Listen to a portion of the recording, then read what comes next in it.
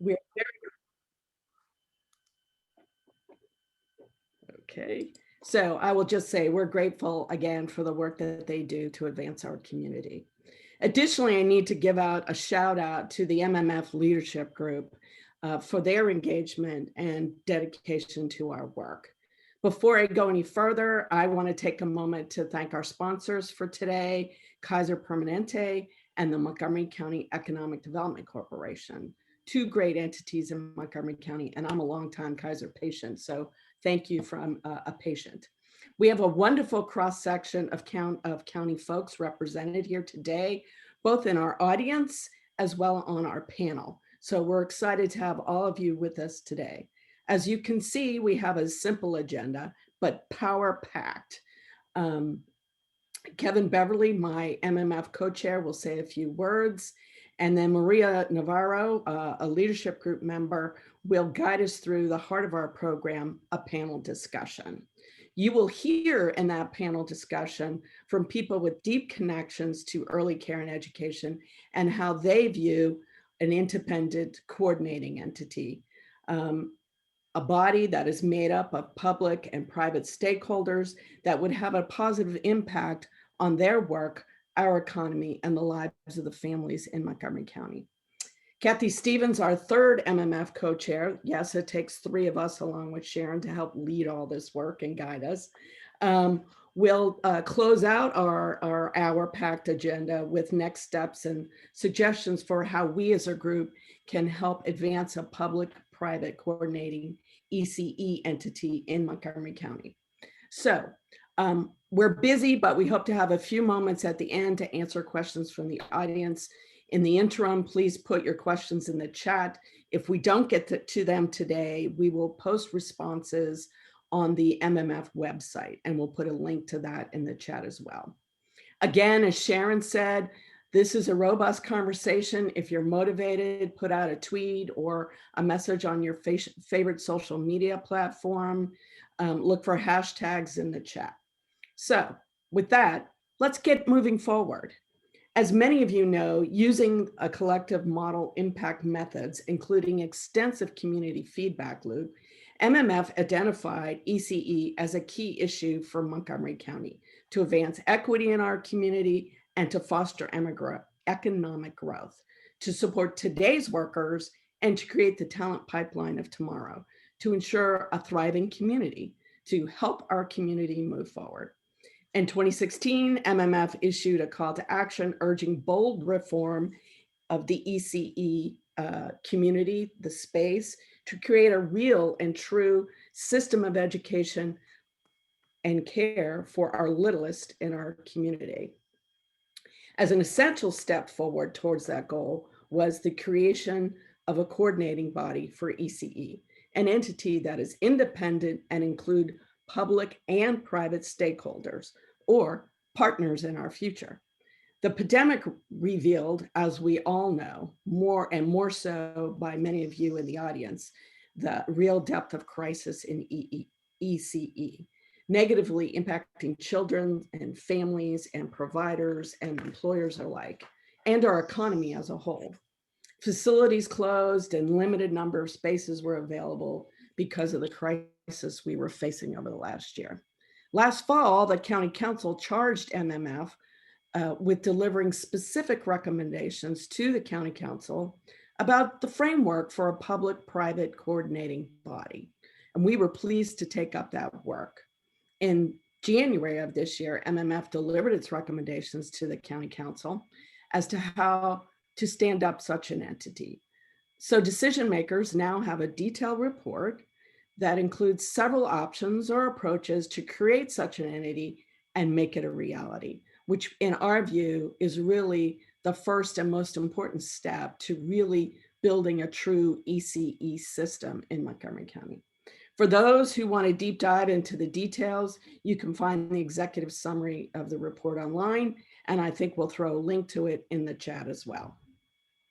At this juncture, at this moment in time, with the report in their hands, we hope the council will further a discussion about a public-private independent entity and actually draft legislation to create such an entity. And with that, We hope that by the end of the year, we can see the beginnings of a launch of such an entity.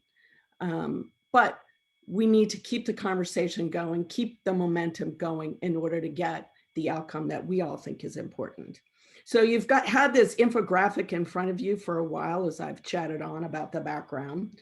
We developed this infographic to sort of provide a summary of the key characteristics of the entity and the benefits it would confer.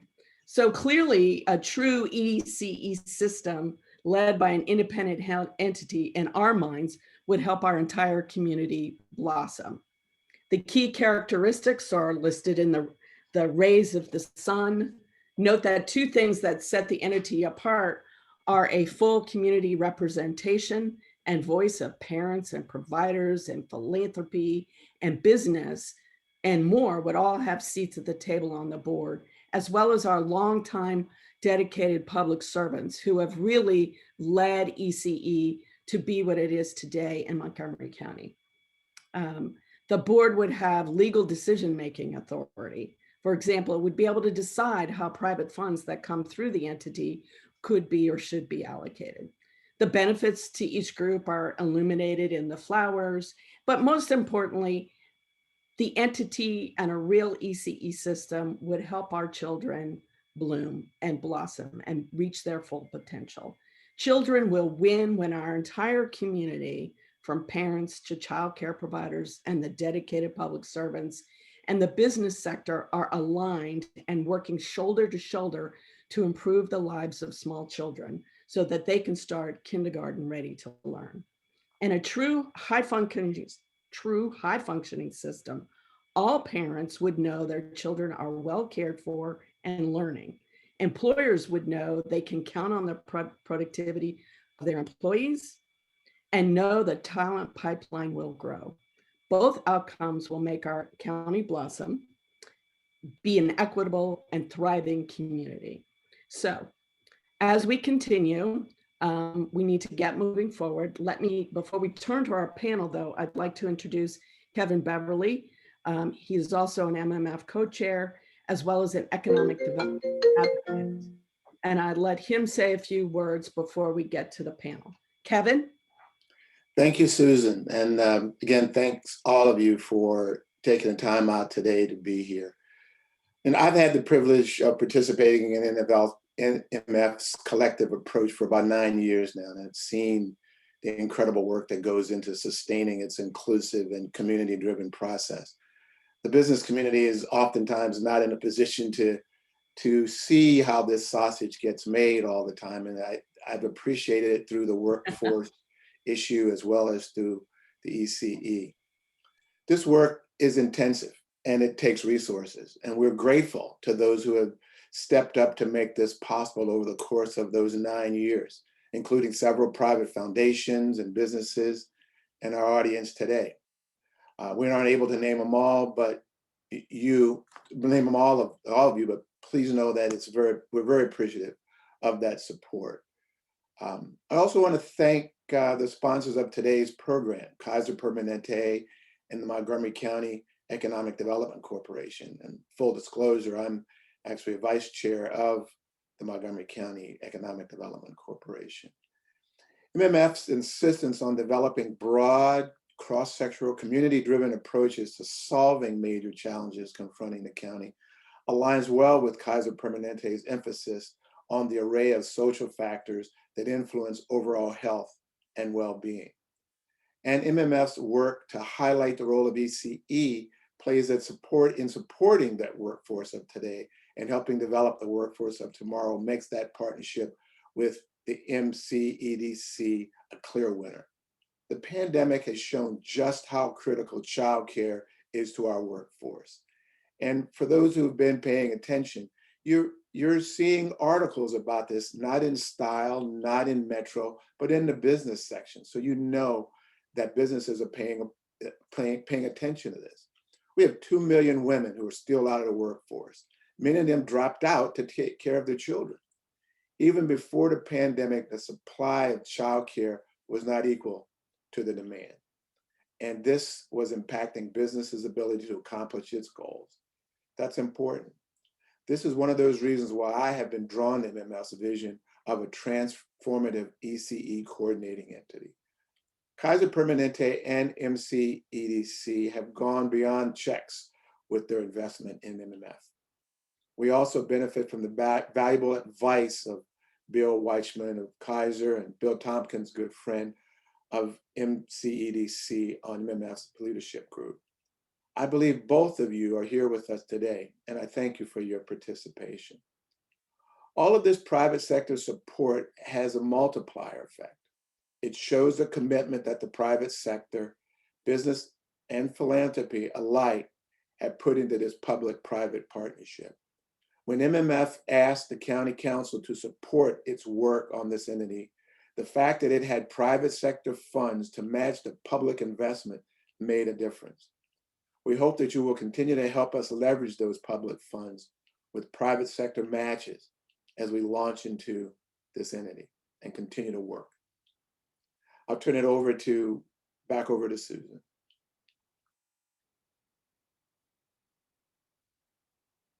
Thank you, Kevin. We really appreciate that.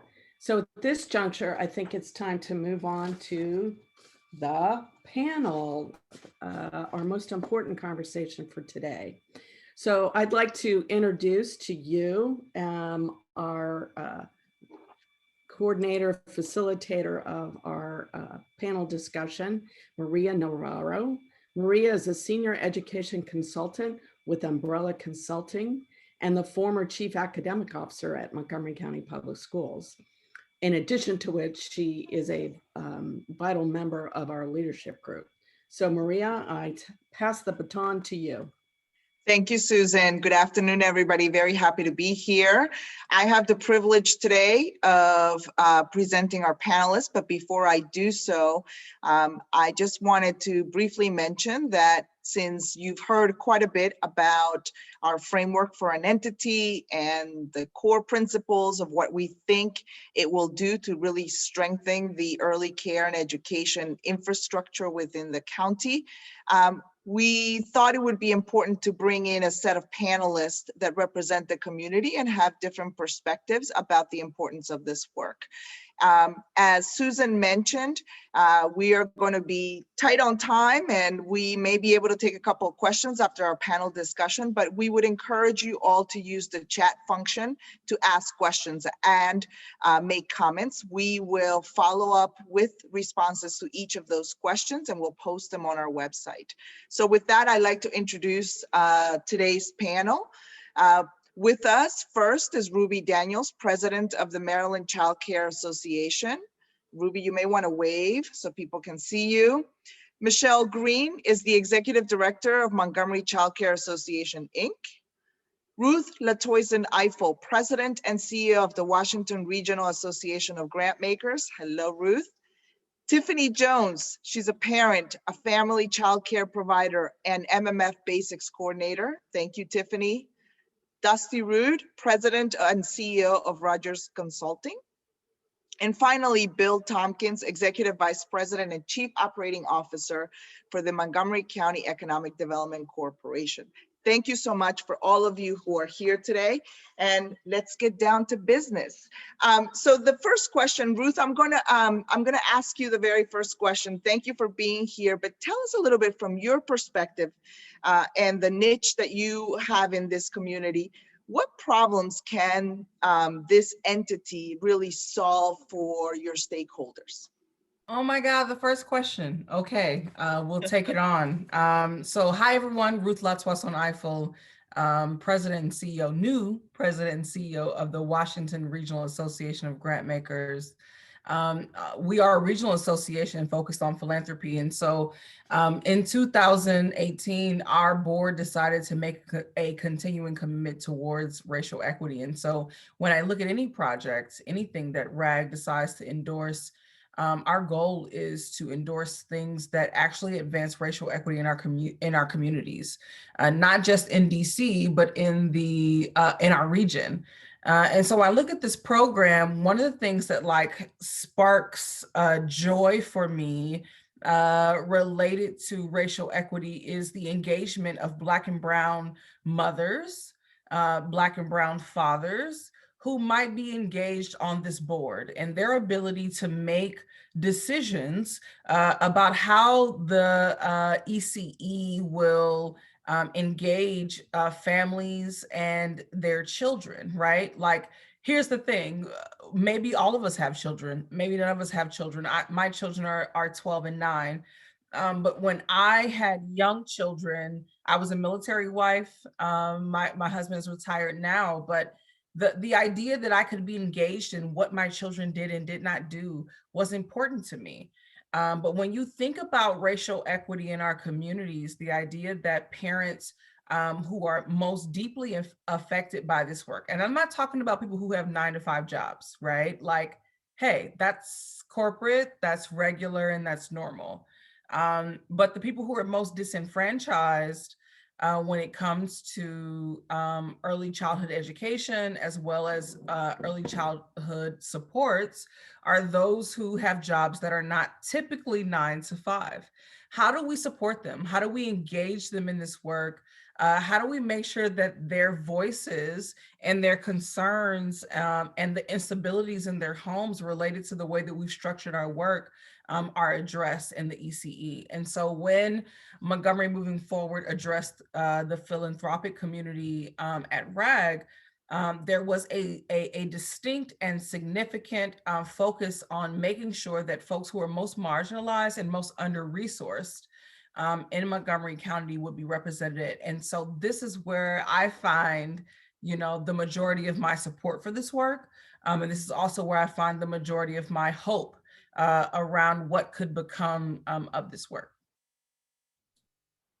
Thank you, Ruth. What a great way to get started about really thinking about the possibilities of really including all the community stakeholders in our community. What an amazing way to get us going. Michelle, I'm going to follow up with you and talk a little bit more about how this early care and education sector might be impacted in the near future with an entity such as the one that MMF is proposing in the county. What do you think it'll look like in the near future if we really are successful? So thank you, Maria. What I think would be the benefit is that an ECE coordinating entity would have a real 360-degree view of the landscape of everything that's going on within the early care and education sector. And, it's a broad spectrum and there are many different angles to be considered. And one important voice should be the voice of providers, the people who are the boots on the ground. And to give you a real life example that came out of just this recent pandemic, our organization operates in many different kinds of licensed space throughout the county. And as an example, we lease space from the Department of Health and Human Services in their Child Care and Public Space program. We also have space with the Community Use of Public Facilities, or CUF, and we also have direct leases with MCPS. And when we got into the middle of this pandemic, everybody was scrambling because the financial situations were so dire. We were closed for some period of time. Our revenues were completely eliminated. And so the responses that came forward, childcare and public space abated rent for providers. So rent-free for the period of the pandemic. CUF actually offered a 50% discount in rent. And then MCPS had us pay full rent during the entire scheme of the pandemic.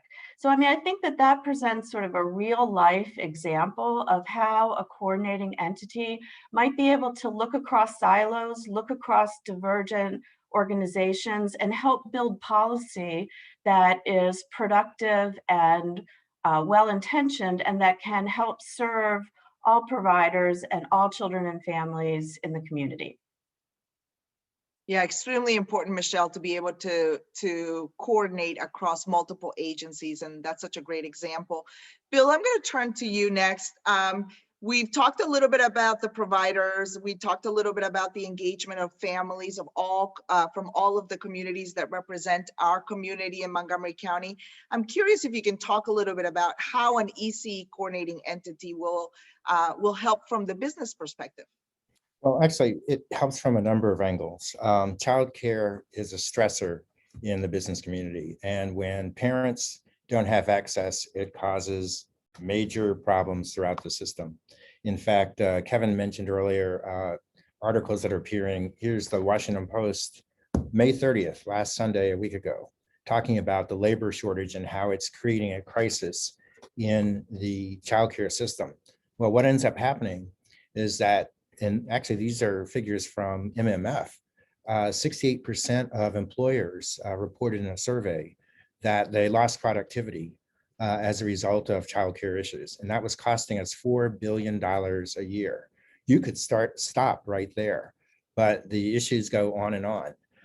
In the future, 78% of all jobs are going to require post-secondary education. And if kids are not prepared and are not competent, it goes through the education chain, starting at year 1, year 6 months, year 2 months, all the way through post-secondary education. Right now, half of the kids entering kindergarten in Montgomery County are not ready. And yet, from an MCEDC point of view, we talk about our great educational system and our workforce. And that's going to be a big problem for us in terms of attracting and retaining businesses. So the future economy is critical, but more importantly, today's economy is absolutely essential. And I know we'll talk about fairness and equity, but it is also about the 9-to-5 jobs, by the way. We're a 9-to-5 operation. I get calls every day. What am I going to do about my kids? Can I come in later? Can I work later? I've got a crisis. I'm not going to put them on a school bus anymore. And the list goes on and on and on. So it really does affect everybody at every income level. The business community is absolutely committed to this. On January 11th, when the report for the ECE entity was sent to the council, we were hoping that they would move more quickly. And I can't reinforce enough the importance of that report. It's like 130 pages, but it is so thorough. Go back and read it and push our council to support this effort. They've asked us to look at it, and we need to get them to vote on it this year because the clock is ticking. Thank you, Bill. I think we can probably put a link. Oh, they already did it. On the chat so that everybody can take a look at it again. Lots of really strong recommendations and analysis in this report for sure.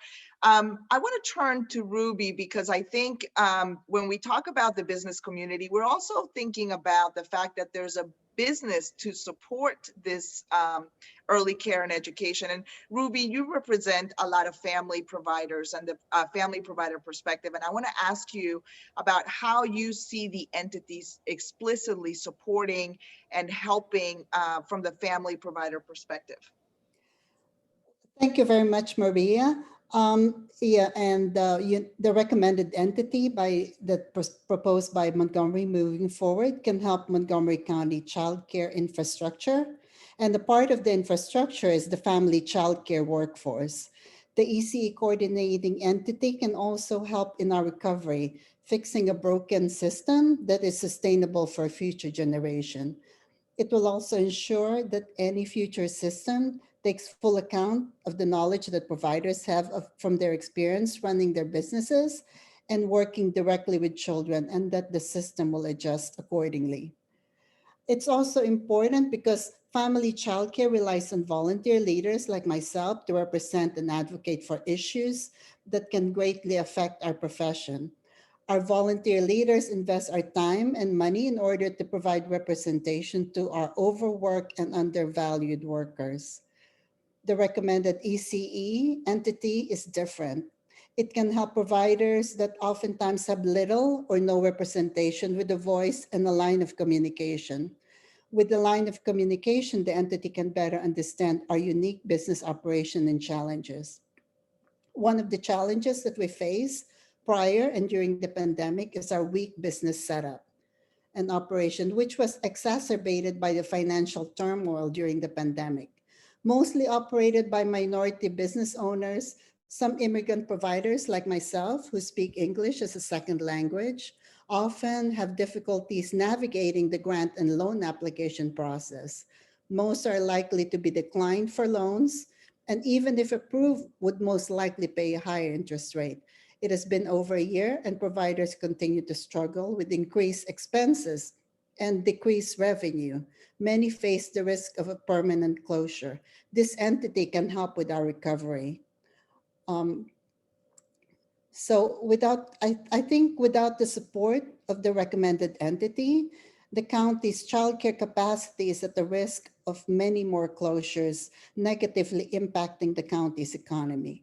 Montgomery families and children need an independent private public entity that can come up with creative and innovative solution to retention and recruitment of providers. This innovative recommendation by MFF truly is a forward-thinking solution that can lead the way, not only in Montgomery County, but in the state, and potentially become a model for the whole country. Thank you. Thank you, Ruby. I think we forget many times from the provider's perspective how difficult and cumbersome processes can be. They're there to ensure that there is good, solid providers and that are accountable, but it can definitely be difficult. And I'm so glad you mentioned the various communities that are interested in doing this work, that are interested in engaging this work, and how difficult it can be. I'm going to turn to Tiffany. I actually met Tiffany when I was working at MCPS. She's a parent. I think your kids are grown now, because I think our kids were about the same age, and at least mine have gotten taller and eat more.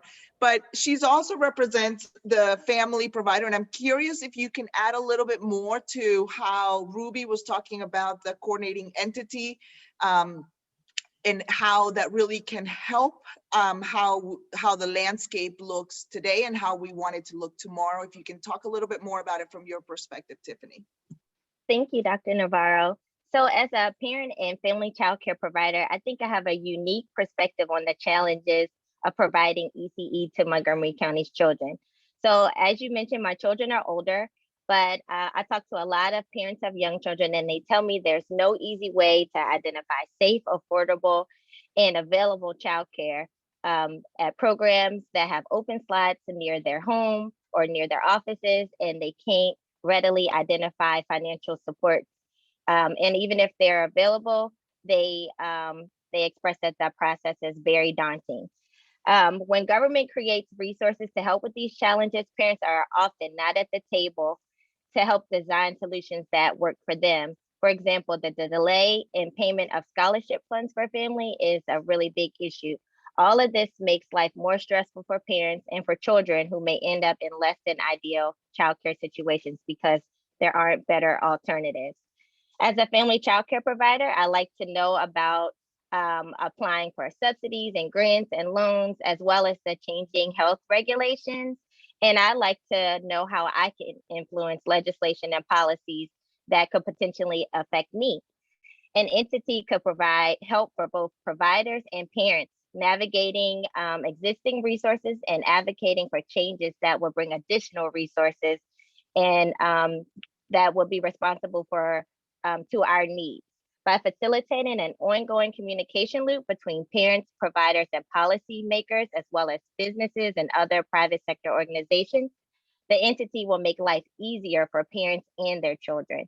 Parents will have more high quality, affordable, and accessible options for childcare, and children will be better supported in in their social and emotional development. Thank you, Tiffany. And from the providers and the parent perspective, I want to close this section of the panel by going back to the business community and asking Dusty, please tell us a little bit about your perspective about how the entity really can, what kind of work it can really impact in terms of the business community.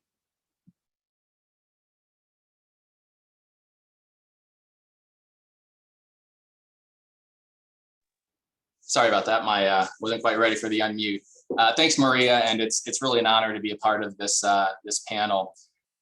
Montgomery County is we all know that it's a great place to live, but it's also expensive. And one of the biggest expenses for young families is childcare. It's not just a function of scarcity. Even well-off families have a hard time finding childcare.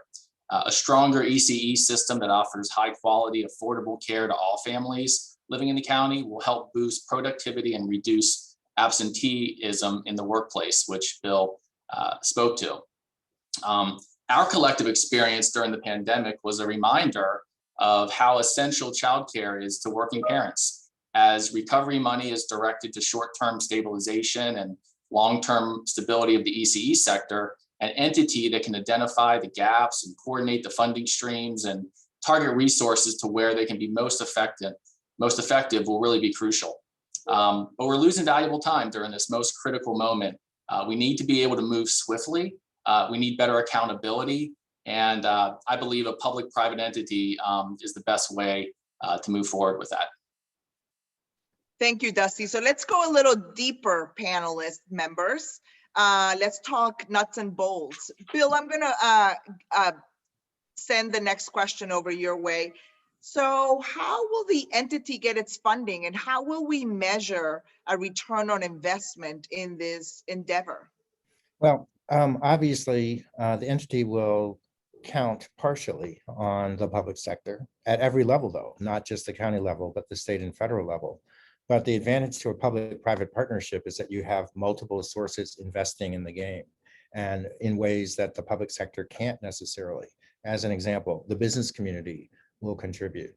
In nonprofit foundations in particular, grants, a number of sources, which actually makes it a little bit easier to raise money because you're not completely restricted by the limitations of what the government entity can do. Now, that money is important, but in this way, you have more people who have more skin in the game. And I don't know anyone who is not interested in making sure that this system is successful. The return on investment will happen in many different ways. Two of us now have talked about productivity in the workplace. But in terms of the quality and improvement of education for underserved communities, in terms of their improvement in learning and readiness, studies have already been done where in those investments, you've seen a 13% return on that investment.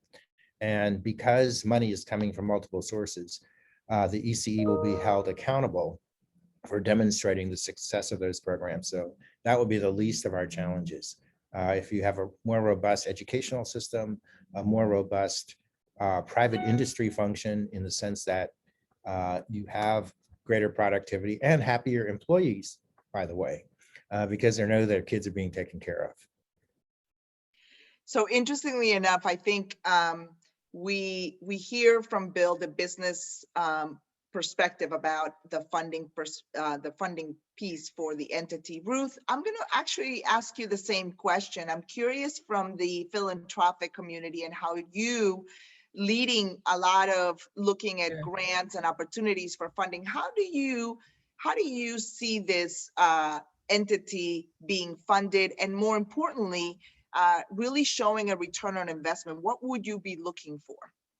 So I want to be frank, right? Like, this opportunity for MMF and the ECE came to me from one of our members, but they know that they can't put anything in front of me that does not center racial equity. We're not going to pretend like racism is not true in our country, though there are folks who are fighting against it. And so, you know, when our members brought this opportunity to us, we have a working group that's called the Children, Youth, and Families Working Group that was really excited, right, to be engaged in this opportunity because it is a P3, as they call it, right? A public-private partnership, something that says that, yes, we do need government funding. Government has the most funding in this region, hands down.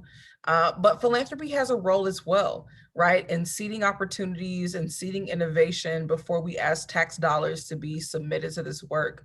And so the foundations were basically saying like, hey, listen, this is work in Montgomery County, that is exciting for us. It means that we have a template that we can test and that we feel comfortable putting funds towards, because the way that it's being structured centers the families of Black and Brown workers. And so when you think about it that way, the outcomes that I'm looking for, right, and the funding that I'm looking for funders to come forward and say, hey, I want to test this out. I want to see if this works. Ruth, you muted yourself. Nah, I'm not muted. Sorry, I just forget that. My funders want to be engaged in work that says like, hey, listen, I want to be involved in, the monthly updates, the biannual updates that let me know like, hey, is this funding working?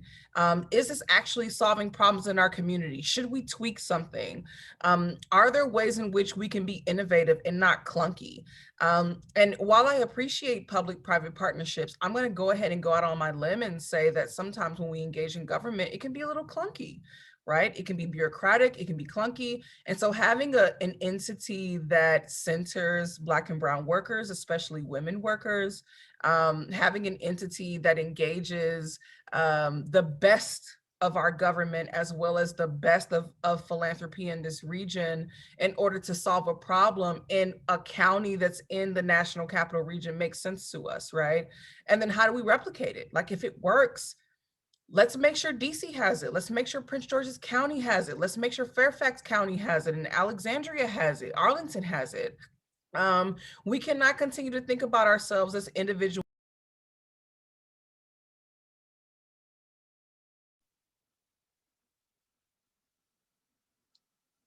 Ruth, I think you. I don't know why y'all keep muting me, but I'm not done yet. I'm almost done. I will be brief. I will be brief. But I don't know why we keep continuing to look at ourselves as separate when we live and work in each other's communities, right? My neighbors work in Montgomery County. Your neighbors work in Ward 7 and Ward 8 where I live. And so when we think about opportunities as like hubs and pilots, that becomes exciting. When we think about prioritizing neighborhoods and communities and identities that are under-resourced, that becomes exciting because then Ward 7 can say like, hey, Montgomery County did it. Like, why can't I do that in the county where Ruth lives? Ward 8 did it. Why can't I do that, in Southeast DC? Why can't I do that in the communities that are under-resourced in Fairfax County and Arlington? And so I love the idea because it centers racial equity, but it also does not pretend, right, that philanthropy and government cannot be involved in something that supports people who are living below the poverty line, but then also supports solutions that we can accomplish together. And so this is the thing that I like about the ECE from Montgomery moving forward. And I think the outcomes, right, is that not just the government being involved because they have standards, they have mandates that they have to accomplish. But then you have philanthropy who can say like, hey, let me throw some money towards this so we can test it. So we can get an idea out, a pilot out, and tweak it. Like if the report says, hey, it was great except for these 5 things, fine, fix it the next time when we do it again, instead of saying that we can't do it at all. And so this is what I love about it. This is why I like the idea of philanthropy and government both being involved in funding this idea. And I'm gonna stop again before somebody mutes me. We promise that we'll make sure that we don't do that on purpose. Ruth, your energy around this response is so important. The flexibility to be innovative. Right. So important. And I think thinking not just locally, but regionally, because we know our families are throughout the region and they move in and out and they need different services is really engaging. And they're gonna move, right, Maria? Like yeah, they're gonna move. They come in and out. Prince George's to Charles County to DC to Fairfax. Like it's not like the things that they say that they love and the things that they say they work for their families is only going to exist in one county. They're going to move because opportunities move. And if we keep pretending like we don't have a regional agenda, it's going to hurt us instead of help us. So, okay, I'm done. I'm done, Maria. I'm done. So, I think this is an important concept, but we need to strengthen and start first well with a strong model that can withstand all of the different intricacies. And Dusty, I'm going to bring you in from the business perspective. It's been very encouraging to listen to both the business and the philanthropic community say we can work alongside government. And I'm curious from your perspective, how do you see this entity really differentiating what is probably not happening across our region and really needs to be innovative? How do you see that happening from the business community? Yeah, I think this notion, I think it's all about this notion of differentiating, Maria. I think that I mean that at its core, that's what innovation is, right? It's the ability to figure out how to do something different so that it's better. I mean, that's really what it's about. That's why, you know, we're trying to do something different so that it can be better, and that is innovation.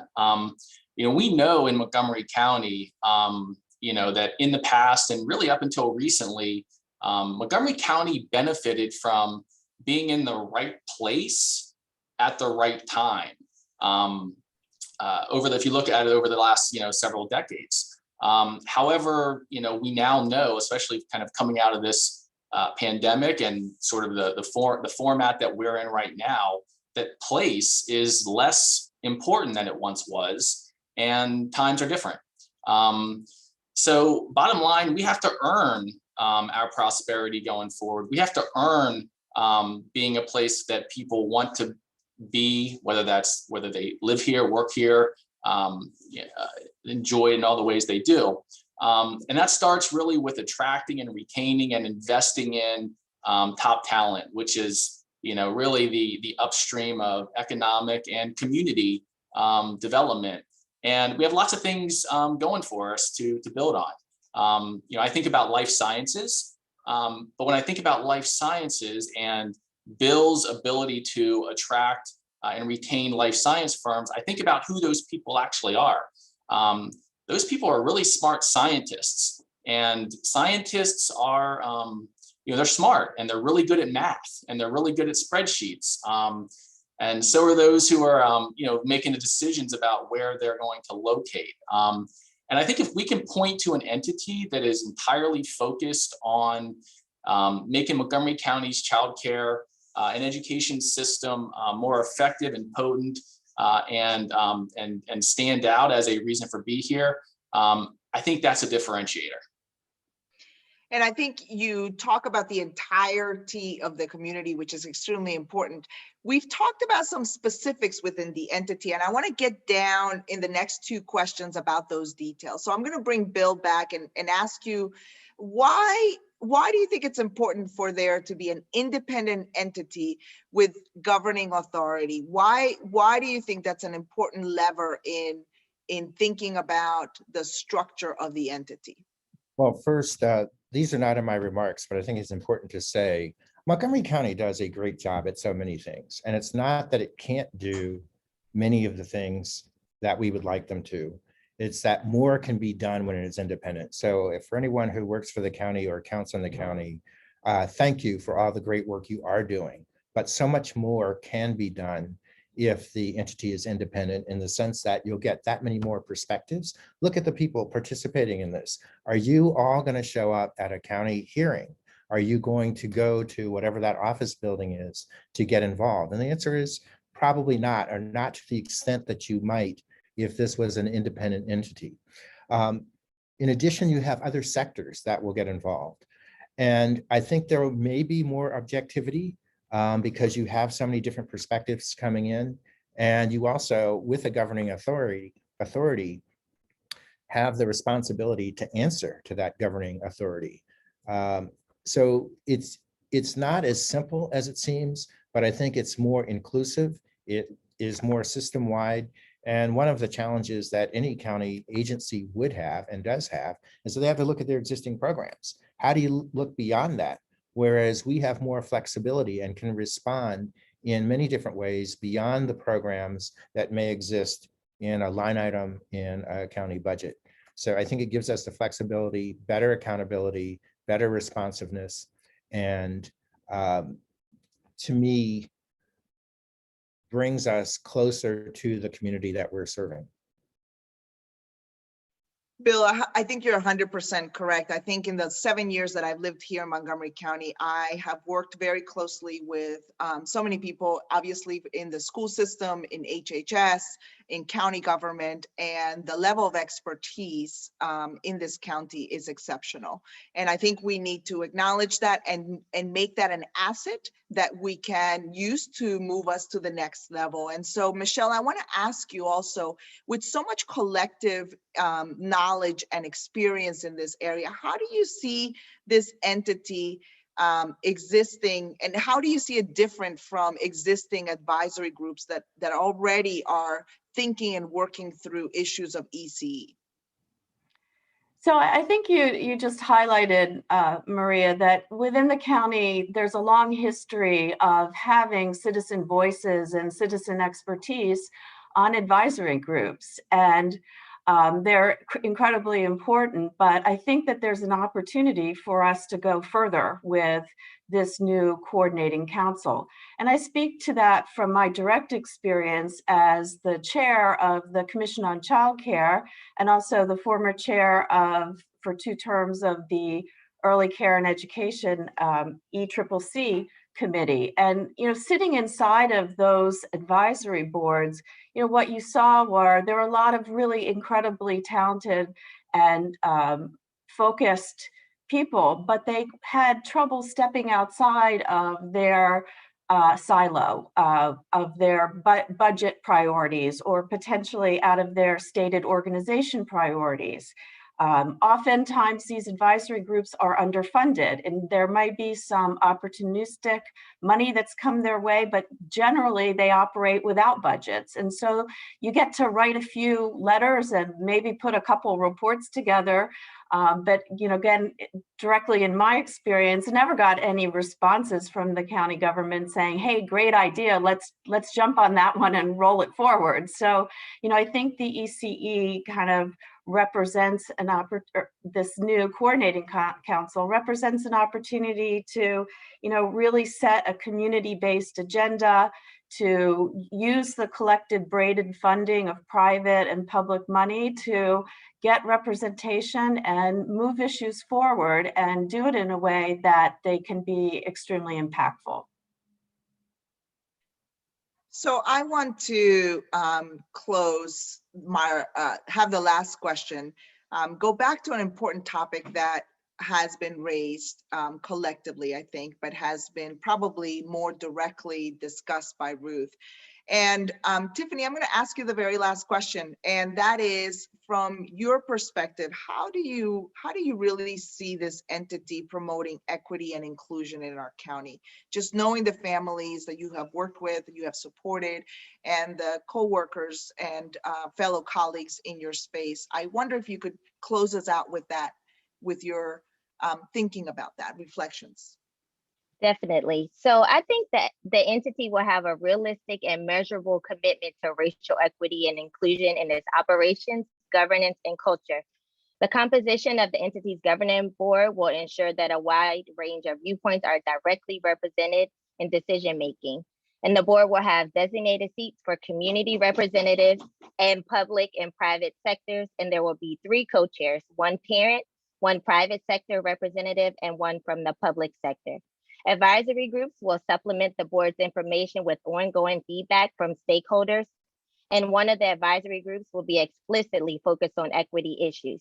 The entity will encourage open and reciprocal communication so that parents and providers have an open channel of communication with the entity, and the entity remains an open channel of communication with the county government. Thank you, Tiffany. And I want to thank our panelists. I think today you have not only spoken from your reflections, but have actually put yourself out there and gone, like Bill said, off script. And we love it because it gives us an opportunity to hear your reflections. And you represent such an impressive group of community stakeholders. I think we have time for one question. Franca, I can't see exactly who had their hand raised. I believe it was Regina Wesley. Karen, are you able to unmute Regina? Yes. So Regina, please ask the panel your question.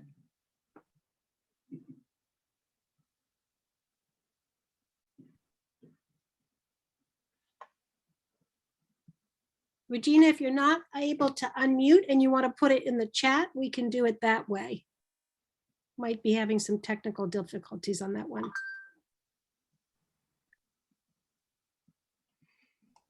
I don't see Regina unmuting, but if she does, I'll mute myself. One thing that I just wanted to share as a closing, statement is really just around our focus on making sure, as Tiffany said, that we have parents involved in this work. And I'm not talking about rich parents of Montgomery County. I'm not talking about folks who are, related to the highfalutin folks in Montgomery County. I'm talking about people who are marginalized and under-resourced.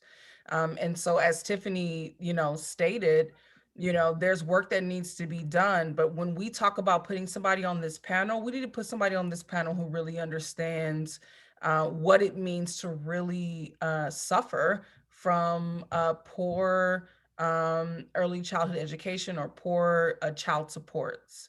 And so, when I talk to the team from Montgomery Moving Forward, talk to Crystal Townsend, and others who presented to philanthropy at RAG, that was something that mattered to us. And so when you think about like public-private partnerships, you want to think about things that actually serve the community. And so I just want to render my gratitude to Tiffany's voice, but also render my gratitude to the idea that we would include people who are not normally included in the way that we make decisions. And that's one of the things that I really love about the way we might move forward with this work. So I think you mentioned a really important point, and if you all go back and share the recommendation to the county council and the section in the report about the makeup of the governing board, you will see the commitment from MMF on this concept of who is at the table and whose perspectives are we bringing together, and that's extremely important. I want to thank all the panel members. I believe that we are wrapping up this portion, and I believe that I am supposed to send it to Susan or Kathy. To me. Thank you. Hey, that was an awesome discussion. Yes. And I really appreciate everyone who participated in the panel. I think those were incredibly deep and thoughtful answers and provocative. And I think will help us as we continue to think about what a real entity would look like. We gave a report to the council, we gave them 3 models and some approaches, but I think as we go forward and hopefully the council agrees to stand up an entity, that a lot of what we heard today, particularly about equity, should be part of the foundational principles of such an entity. That an entity is about improving our community, the quality of life in our community, and that quality of life can only be improved when all our lives are better for it. And that means a deep focus on our Black and Brown community, our students who come from lower incomes, and making sure they're all succeeding. And that's really why we took on ECE to begin with, because we know many children are getting left behind. They're not ready for kindergarten, yet they are full of promise and opportunity and potential. We just have to get the barriers the hell out of the way. And one of them is better access to high quality and affordable ECE. And in doing so, we make the life of a child better, we create a talent pipeline for the future, and we help parents be productive employees, and that helps our economy grow. So thank you all for your participation today. Now, having said that, I'm going to turn it over to Kathy, who is our 3rd co-chair here at MMF, and to close us out because we're nearing 1:30. So thank you again, and kudos to all of you for your good words, deep, inspiring. Thank you. Thanks, Susan, and thanks again to the panel. I mean, it's just obvious that we got really real on this panel, and what we need to do with intention and with our equity lens fully open. And what I heard here today was so much energy from cross sectors. And I know that running a coordinating entity like the Montgomery Coalition for Adult English Literacy, complex problems across sectors that affect everyone need good coordination to really be able to innovate and see all the solutions. So I want to thank our staff from Nonprofit Montgomery and the program of Montgomery Moving Forward. Farah, Karen, Sharon, Leslie, Mindy, Tiffany, Franca, everyone. You guys, I don't know how many hours you spend on something like this, but we know it is much more than just an easy walk in the park preparation. And our panelists, your words were so compelling, and we appreciate everyone's different point of view, because we all have got to come together to make this a reality. So here's thinking about how we can make this a reality. So first of all, there's some more advocacy that we can do. We'll have a link in the chat with all of the information about next steps, so you don't have to write them down, but you can send a message to the members of the County Council, Health and Human Services Committee, and Education and Culture Committee. That's Gabe Albornoz, Evan Glass, Will Jawando, Nancy Navarro, Craig Rice. We have sample messaging and contact information in the Google Doc that's linked in the chat. So just click on that, you'll get it in your browser, you'll have it there, you can refer back to it. Speaking of our elected officials, I do want to thank Delegate Jared Solomon. I hope he's still on. He was joining us today from our state delegation. Joan Kleiman, of course, who's our state director for our fabulous Senator Chris Van Hollen, and Kristen Tribble, of course, from Councilmember Rice's office, as well as Dr. Monifa McKnight from MCPS, our partner in the schools. You can also use the hashtags if you haven't been doing so already today. Those are in the chat and everything. Keep the social media active and share our emails and all of that kind of thing. Here's a quick poll just before everybody drops off. Go ahead and put your answers in here about whether you found the information today to be helpful. That's a 1 to 5 scale for that, or maybe 1 to 3, I guess. And do you have a better understanding of the role that the independent public-private ECE coordinating entity could play? That's the next question. And third question, do you plan to take one of the following actions suggested at the end of the meeting that I just went over? If you know, that's a yes or no, please, of course, commit yourself. One little thing that you can do. And then there's any other comments that you wish to make. There's a little, you know, as they call it, short answer kind of question that you can respond to there. So again, as you're finishing up, don't worry about completing this in a certain amount of time. We'll leave it up for a couple minutes, but do respond to the poll. And thank you all for taking the time out of your busy day to attend. And special thanks, of course, to Maria Navarro for facilitating the panel, Ruby Daniels, Michelle Green, Tiffany Jordan, Ruth Latoyson-Eiffel, Dusty Rude, and Bill Tompkins for all their preparation and engagement on the panel. You know, as I said again, these are complex issues, important issues to everyone, whether you have children or not. This is crucial to our community's well-being. So we appreciate your time and effort, and send everyone on their way to have a good rest of the Wednesday. Thank you very much.